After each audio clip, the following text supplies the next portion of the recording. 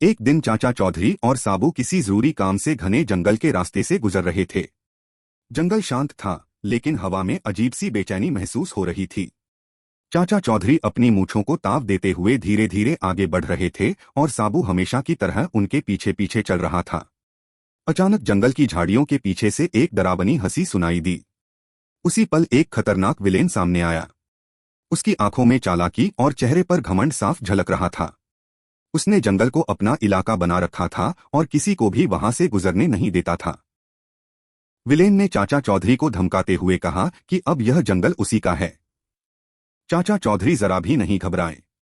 उन्होंने शांत स्वर में कहा, बेटा, दिमाग कंप्यूटर से भी तेज चलता है और बिना सोचे समझे लड़ाई का नतीजा हमेशा बुरा होता है।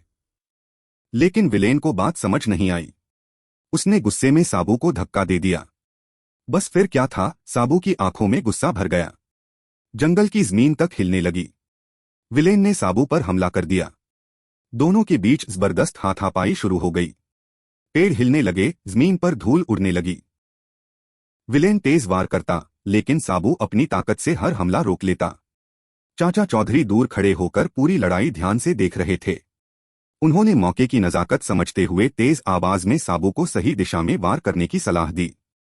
साबू ने चाचा चौधरी की बात सुनी और पूरी ताकत से विलेन को जमीन पर पटक दिया।